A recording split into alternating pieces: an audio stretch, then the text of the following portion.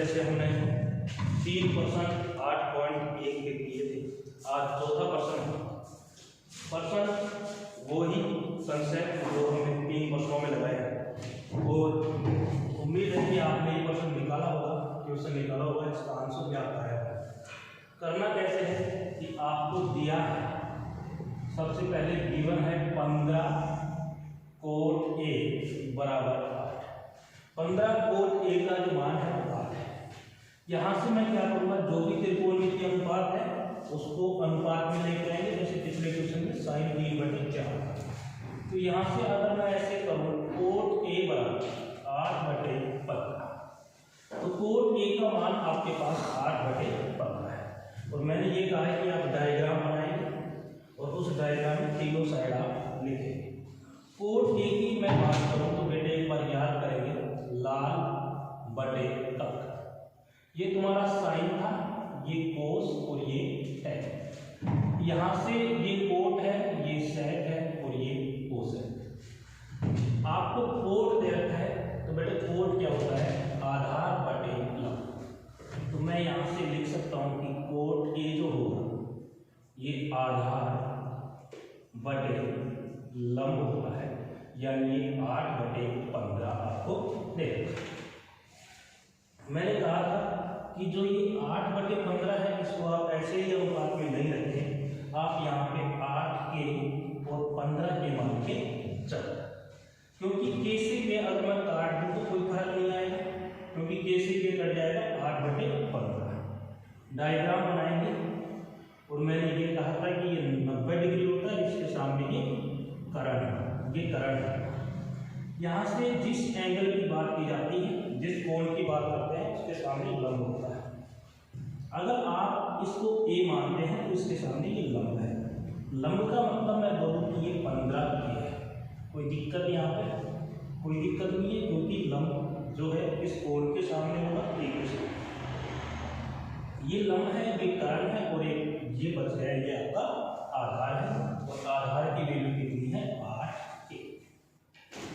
अब यहाँ से अगर आप करंट निकालोगे तो पाइथागोरस प्रमेय लगा दोगे, तो यहाँ से बोधायन प्रमेय लगाएंगे। बोधायन प्रमेय से हम करंट की वैल्यू निकालते हैं। करंट की वैल्यू यानी कि अगर मैं इसको बी बोल दूँ, इसको सी बोल दूँ, तो ये कंप्लीट ट्रायंगल बन जाता है एबीसी। और जो तुम्हारा कर्ण है एसी, इस कर्ण का स्क्वायर बराबर आधार स्क्वायर और लंब स्क्वायर, AB स्क्वायर और प्लस में BC स्क्वायर। AB की वैल्यू आप डालोगे तो AB की वैल्यू है 8 के, इसका स्क्वायर और प्लस BC की वैल्यू लिखेंगे 15 के स्क्वायर। 8 के स्क्वायर यानी कि 64 के स्क्वायर और 15 के स्क्वायर की वैल्यू अगर हम देखें तो 225 के स्क्वायर। जब आप इनको ऐड करेंगे 64 के स्क्वायर और प्लस में 225 के स्क्वायर, तो इसकी वैल्यू आ जाएगी 5 और 4 9, 6 और 2 8, 289 के स्क्वायर। ये जो 289 के स्क्वायर जो वैल्यू है, ये वैल्यू तुम्हारा AC स्क्वायर की वैल्यू है। AC स्क्वायर की वैल्यू है 289 के स्क्वायर। यहाँ से वैल्यू आपको चाहिए AC की, तो AC के लिए हम क्या करेंगे, दोनों साइड वर्गमूल करेंगे। वर्गमूल जब करोगे तो 289 का जो वर्गमूल होता है ये होता है 17, और के स्क्वायर का क्या हो जाएगा, के हो जाएगा। हाँ या ना, यहाँ तक कोई दिक्कत नहीं है। AC की वैल्यू कितनी आ गई, 17 के। यहाँ से मैं लिख दूंगा कि जो मेरा AC है वो कितना है, 17 के है, नो डाउट यहाँ तक। इसके बाद आपसे वैल्यू क्या पूछी गई, साइन A और सेक। साइन A की अगर मैं वैल्यू निकालूं, साइन A, तो वैसे साइन क्या होता है, लंब बटे कर्ण, लंब बटे कर्ण। अगर मैं A की बात कर रहा हूं तो A के सामने क्या होगा, लंब होगा, इससे आपको कोई दिक्कत नहीं है क्योंकि बता रखा है A के सामने लंब है, लंब यानी कि BC, और बटे में क्या होगा, कर्ण होगा, और कर्ण क्या है तुम्हारा AC। BC की वैल्यू रखें तो 15 के और AC की वैल्यू रखूँ तो 17 के कैंसिल आउट और आपका उत्तर आ जाएगा 15/17। ये किसकी वैल्यू है? साइन A की। ऐसे ही हम वैल्यू निकालेंगे sec A की बात करें बेटे तो यहाँ से sec क्या होता है? करंट बटे आधार। उल्टा चलेंगे, करंट बटे आधार। करंट की बात करो तुम, करंट क्या है तुम्हारा? फिक्स होता है 90 डिग्री के सामने ये करंट होता है। करंट तुम्हारा है AC और बटे आधार किसको मानेंगे बेटे कि A के सामने तो होता है लंब, यानी ये लंब है तो ये क्या बचा? आपका आधार बचा। आधार है आपका AB। AC की वैल्यू 17 की और AB की वैल्यू 8 की। कैसे की कैंसिल आउट? 17/8। ये वैल्यू किसकी है? sec। इस तरीके से आपको ये ट्रिग्नोमेट्री के प्रश्न करने हैं। सबसे पहले ट्रायंगल जो बढ़िया बनना चाहिए, तीनों साइड आप यहाँ निकाल के रखें। उसके बाद लाल बटे कक्का। पूरी 8.1 में लाल बटे कक्का के अलावा कुछ नहीं। इसके बाद देखते हैं नेक्स्ट क्वेश्चन नंबर 5।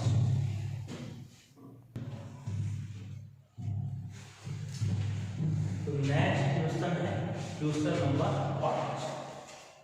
पांचवा क्वेश्चन है कि sec थीटा जो है वो 13/12 है। तो सभी त्रिकोणमिति अनुपात ध्यान रखें। सभी त्रिकोणमिति अनुपात का मतलब है बेटे जो 6 त्रिकोणमिति अनुपात है उसमें से एक तो आपको दिया गया है sec थीटा, बाकी जो 5 बच गए वो आपको यहाँ पे ज्ञात करना है। सबसे पहले क्या करते हैं, मैंने आपको बताया कि एक बहुत अच्छा डायग्राम जो समकोण त्रिभुज का हो वो आप यहाँ से डायग्राम बनाते हैं कि ये एक समकोण त्रिभुज है A, B और C। ये जो B है ये आपका राइट एंगल यानी समकोण और इसके सामने हाइपोटेनस यानी कि कर्ण। अब यहां से मैंने आपको बताया कि जो एंगल आपको दे रखा है उसके सामने लंब होता है। एंगल यहां पे दिया गया है थीटा। एंगल क्या है? थीटा। तो मैं क्या करता हूं कि या तो इसको थीटा मान लूं या इसको थीटा मान लूं, क्योंकि ये तो फिक्स है 90 डिग्री। तो मैं यहां से अगर इसको थीटा मान लूं बेटे तो ये लंब है और ये क्या है? आपका आधार है। ये क्या है? आधार। अगर आप इसको थीटा मानते तो ये लंब हो जाता और ये क्या हो जाता? आधार होता। अब यहां से मेरे को दे रखा है sec थीटा और sec थीटा एक बार फिर से मेरे लाल बटे कक्का पे आ जाओ। Sine cos tan cot sec और कोसेक। ये जो sec है ये होता है कर्ण बटे आधार। ये होता है कर्ण बटे आधार और इसकी जो वैल्यू है कर्ण बटे आधार की वो कितनी है? 13/12। और मैंने आपको ये बताया कि 13/12 यानी कि आप इसको 13 के माने और इसको 12 के। कैसे के कटेगा? अनुपात दे रहे हैं तो कर्ण जो है ये कर्ण ये कितना है? 13 के। और आधार जो है आधार मतलब ये कितना है? 12 के। यहां से निकालना है आपको लंब है। अगर आप यहाँ पे बोधायन पर में लगा देते हैं बोधायन पर तो आपका लंब आ जाएगा, कोई दिक्कत नहीं है यहाँ पे। तो लंब जो है लंब का जो स्क्वायर है वो होता है तुम्हारा कर्ण स्क्वायर माइनस आधार स्क्वायर। कर्ण स्क्वायर की अगर मैं बात करूं तो कर्ण तुम्हारा 13 के है और इसका स्क्वायर और माइनस अगर मैं आधार की बात करूं तो आधार तुम्हारा 12 के है, इसका स्क्वायर 13 के और इसका जब स्क्वायर करेंगे तो 169 के स्क्वायर 169 के स्क्वायर माइनस 12 के स्क्वायर 144 के स्क्वायर 144 के स्क्वायर माइनस करते हैं 25 के स्क्वायर यानी 25 के स्क्वायर। ये लंब स्क्वायर की वैल्यू है। अगर मैं आपसे बोलूं कि लंब क्या है तो आप बोलेंगे कि सर वही कर दो जो करते आए हैं, यानी कि स्क्वायर को हटा दे और स्क्वायर जब हटाएंगे दोनों तरफ क्या कर देंगे? वर्गमूल कर देंगे।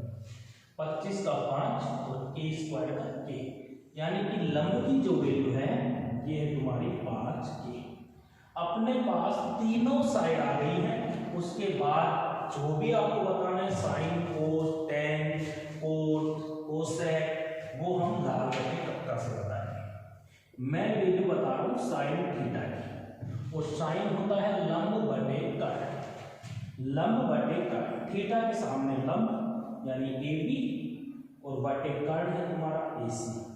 ए बी की वैल्यू है 5 के और इसकी वैल्यू है 13 के से के कैंसिल आउट, 5 बटे 13। ये किसकी वैल्यू आ गई? साइन थीटा की। इसके बाद ऐसे ही तुम कोस थीटा निकाल लेंगे। कोस थीटा होता है आधार बटे कर्ण।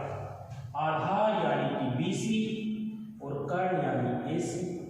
बीसी की वैल्यू 12 के और इसकी वैल्यू 13 के से के कैंसिल आउट, 12 बटे 13। ये किसकी वैल्यू? कोस की। तो ये है तुम्हारी साइन। ऐसे तुम निकाल लेंगे टेन की वैल्यू लंब बटे आधार, ऐसे ही हम कोट की निकाल लेंगे, ऐसे ही हम कोसेक।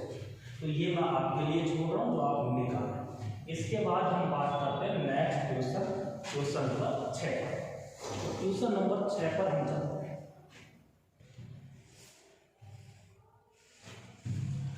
अब चलते हैं क्वेश्चन नंबर 6। बढ़िया क्वेश्चन है ये, समझिए कि 8.1 प्रश्नावली का बढ़िया जो क्वेश्चन है वो यही है। क्वेश्चन 6 है कि यदि कोण ए व कोण बी न्यून कोण है। न्यून कोण का मतलब होता है 90 डिग्री से कम, इसको बोलते हैं न्यून कोण। तो ये ए और बी न्यून कोण है, जहां पे कोस ए बराबर कोस बी है। कोस ए की वैल्यू कोस बी के बराबर है। तो दिखाइए कि कोण ए और कोण बी क्या है, दोनों बराबर है। दिखाते हैं, देखिए। सबसे पहले मैं क्या कर रहा हूं कि एक त्रिभुज है और ये त्रिभुज है तुम्हारा ए, सॉरी यहाँ पे इसको रख लेते हैं, बढ़िया समझ में आएगा। ए को यहाँ, बी को यहाँ और मैं सी आ रहा। तो ये जो ट्रायंगल है ए बी सी है। अब यहाँ से कोण ए और कोण बी आपको दिख रहे होंगे कि ये न्यून कोण है। अब यहाँ से करना क्या है कि जब तक समकोण त्रिभुज नहीं बनेगा तब तक तुम्हारा कोस, साइन, टेन, कोट ये कोई भी लागू नहीं होगा, क्योंकि ये त्रिकोणमिति जो अनुपात है ये हमेशा आपके समकोण त्रिभुज पर लागू होता है। यहाँ पे मैं क्या करता हूँ कि इस सी से एक परपेंडिकुलर लेके आता हूँ जो कि 90 डिग्री है, और इसको मैं नाम देता हूँ ये डी है। तो यहाँ से अब आपको दिख रहा होगा कि ये दो त्रिभुज हो गए, एक तो त्रिभुज ए सी और डी, या फिर ए डी सी, और एक है बी डी सी। इन दोनों त्रिभुजों में मैं बात कर रहा हूं कि एक तो आपका राइट एंगल समकोण त्रिभुज ए डी सी व, और दूसरा कौन सा है? समकोण त्रिभुज बी डी सी। इन दोनों में अगर हम देखते हैं तो देखो एक बार कि ये जो एंगल डी है, angle A D C, A D C, इस वाले की बात कर रहा हूं, और angle B D C, B D C, ये दोनों एंगल इक्वल है। दोनों त्रिभुजों में ये एंगल इसका, ये एंगल इसका, ये दोनों कोण क्या है? बराबर है, और इनकी वैल्यू क्या है? 90 डिग्री। क्लियर? यहाँ पे एक एंगल क्या है? बराबर है। या फिर मैं इसको ऐसे कर सकता हूं कि ये जो सीडी लाइन है, ये सीडी लाइन दोनों में है। सीडी इस वाले ट्रायंगल की भी है और ये ही इस वाले की है, यानी सीडी बराबर सीडी, ये आपकी उभयनिष्ठ है। कौन सी लाइन है? उभयनिष्ठ भुजा है, ये तुम्हारी उभयनिष्ठ। तो यहां से देखो कि एक तो ये और एक ये 90 डिग्री, ये आपकी उभयनिष्ठ भुजा है। अब आपको दे रखा है कि कोस ए की जो वैल्यू है वो कोस बी की वैल्यू के बराबर है। अगर मैं यहां से कोस ए की वैल्यू निकालूं, कोस ए, कोस होता है लाल बटे कक्का, ये साइन, ये कोस, ये टेन, यानी कि कोस तुम्हारा होगा आधार बटे कक्का। अगर मैं कोस ए की बात कर रहा हूं तो ए के सामने लंब है, मतलब ये तो लंब है, और ये 90 डिग्री, इसके सामने ये तुम्हारा कर्ण है। आधार क्या बचा? आधार बचा तुम्हारा AD। तो कोस एक आधार बटे कर्ण होगा, आधार का मतलब AD और बटे कर्ण का मतलब AC, AD बटे AC। और इसके बाद कोस B की अगर मैं बात करूं, क्योंकि कोस B जो है वो दे रखा है और बराबर दे रखा है कोस A के। कोस B जो है तो B का मतलब ये B की बात कर रहा हूं तो ये लंब है, ये 90 डिग्री है, मतलब ये कर्ण है। आधार क्या है तुम्हारा? BD, आधार है BD बटे कर्ण क्या है तुम्हारा? BC, कर्ण क्या है? BC। अब यहां से देखिए कि ये कोस A की वैल्यू है, ये कोस B की वैल्यू है, और ये दोनों वैल्यू क्या है? बराबर है। मतलब ये मेरे को दिया है कि समीकरण 1 बराबर समीकरण 2 में कर सकता हूं, क्योंकि कोस A बराबर कोस B, अगर ये दोनों बराबर है तो ये भी क्या होंगे? बराबर है। कौन होंगे बराबर? AD बटे AC बराबर BD बटे BC। यहां से देखिए कि ये जो भुजाएं हैं, AD भुजा जो है वो इस वाले ट्रायंगल की है, और BD जो है वो इस वाले ट्रायंगल की है। AC इस वाले त्रिभुज की है और BC इस वाले त्रिभुज की है। दो भुजाएं क्या हो गई है? उनकी संगत चल रही है। इसके बाद ये जो CD है ये मैं पहले ही बता चुका कि ये बराबर है, तो मतलब तीनों भुजाएं क्या हो गई? आपकी संगत हो गई, यानी कि ये समान अनुपात में हो गई। तो मैं लिख सकता हूं कि S समरूपता नियम से, समरूपता नियम से, यानी कि ये S समरूपता नियम क्या है? इसका लॉजिक क्या है कि जब तीनों भुजाएं तुम्हारी क्या हो? बराबर हो, तो आप ये S समरूपता नियम लगा सकते हैं। मतलब कि दोनों त्रिभुज, एक तो त्रिभुज ADC ये समरूप होगा त्रिभुज BDC, ये दोनों त्रिभुज आपस में क्या हो गए? समरूप हो गए। और जब त्रिभुज समरूप होते हैं तो उनकी भुजाएं तो संगत अनुपात में होती हैं, और जो संगत कोण है वो बराबर होते हैं। संगत कोण A का संगत कोण है B, इसका संगत है ये, इसका संगत है ये, तो मतलब कोण A इसका संगत है B का, तो कोण A बराबर कोण B होगा, कोण A बराबर कोण B होगा, क्योंकि मैंने दोनों त्रिभुजों को क्या किया है? समरूप किया है। इस तरीके से आप देखें, इसको एक बार वापस देख लेंगे तो ज्यादा बढ़िया समझ में आ जाएगा।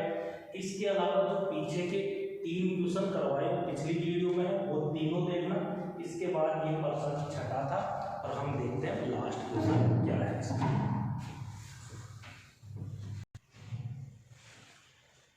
तो देखते हैं क्वेश्चन नंबर 7। इस 8.1 में तुम्हारे टोटल क्वेश्चन दे रखे हैं 11।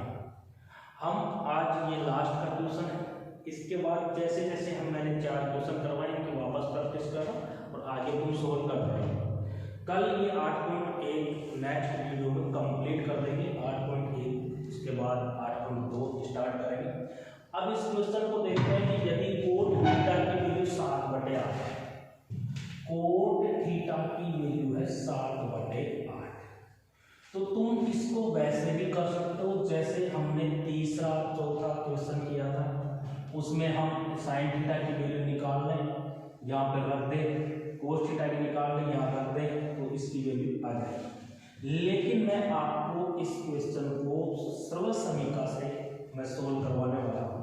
तो इसको हम सोल्व कैसे करेंगे? 1 plus sine theta 1 minus sine theta, और ये दे रखा है 1 प्लस कोस थीटा, और ये 1 माइनस कोस थीटा। एक तो तरीका हो गया कि कोट थीटा क्या होता है? आधार बटे लंब होता है, तुम कर्ण निकाल लो, यहाँ पे रख दो, ठीक है। लेकिन हम इसको कैसे करेंगे? थोड़ा सा मैथमेटिकली सोचेंगे। 1 plus sine theta 1 minus sine theta, यानी कि a plus B a minus B, ये तुमने पढ़ा होगा। a plus B A minus B, ये होता है A square minus B square. ये बीजगणितीय सरल समीकरण है जो आप ध्यान रखें, A plus B A minus B A square minus B square. तो A plus B A minus B A square minus B square. ए की जगह कौन बैठा है? ए की जगह बैठा है एक, बी की जगह कौन बैठा है? बी की जगह बैठा है साइन थीटा। तो मैं क्या करूंगा ए स्क्वायर माइनस बी स्क्वायर, एक का स्क्वायर एक माइनस बी स्क्वायर यानी कि sine square theta, but same condition नीचे ए plus B A minus B यानी कि ए स्क्वायर माइनस बी स्क्वायर, एक का स्क्वायर एक माइनस कोस स्क्वायर थीटा। अब आपके पास हो गया 1 माइनस साइन स्क्वायर थीटा बटे 1 माइनस कोस स्क्वायर थीटा। अब हमने पढ़ा है कि sine square theta plus cos square theta कितना होगा? 1। अगर तुम यहां से कोस स्क्वायर थीटा को इधर रख के और साइन स्क्वायर को इधर भेज दो तो 1 माइनस साइन स्क्वायर थीटा की वैल्यू क्या होती है? Cos square theta. Same condition अगर मैं साइन के साथ कर दूं तो साइन स्क्वायर थीटा की जो वैल्यू है वो होगी 1 माइनस कोस स्क्वायर थीटा, क्योंकि इस अब की बार कोस स्क्वायर का नंबर आ रहा है उधर जाकर तो 1 minus sine square 1 minus sine square होता है कोस स्क्वायर थीटा और 1 माइनस कोस स्क्वायर होता है साइन स्क्वायर थीटा। अब यहां से देखो कोस स्क्वायर थीटा और अपोन में है साइन स्क्वायर थीटा, तो मैं इसको अगर ऐसे लिख दूं तो तुम्हारे में से कोई ये नहीं बोलेगा कि गलत है। मैंने लगा दिया होल स्क्वायर, कोस बटे साइन का होल स्क्वायर, इसका मतलब ये दोनों के ऊपर क्या है? स्क्वायर। कोस बटे साइन होता है तुम्हारा कोट, साइन बटे कोस होता है तुम्हारा टैन, कोस बटे साइन होता है कोट, कोट स्क्वायर थीटा।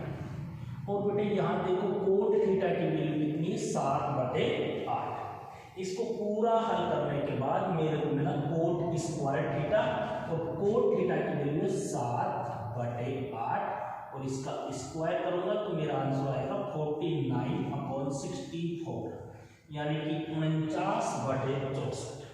ये तुम्हारे फर्स्ट वाले का आंसर है। इसके बाद सेकंड वाला तो कुछ बोल ही नहीं रहा, कोट स्क्वायर थीटा। सेकंड वाले का आंसर हो गया coat square theta. Cot theta की जब वैल्यू 7/8 हो तो कोट स्क्वायर की वैल्यू क्या होगी? 7/8 का स्क्वायर यानी कि वो ही 49/64। ये था तुम्हारा क्वेश्चन नंबर 7। उम्मीद है कि यहाँ 7 तक आपको कोई दिक्कत नहीं है। इसके बाद हम क्वेश्चन नंबर 8, 9, 10 और ये 11 जो क्वेश्चन है इसको करेंगे नेक्स्ट वीडियो में। और उम्मीद है कि सब सुरक्षित होंगे और सुरक्षित ही रहना है, क्योंकि आप स्वस्थ होंगे तभी आप अच्छी पढ़ाई कर सकते हैं। इसके बाद मिलते हैं नेक्स्ट वीडियो।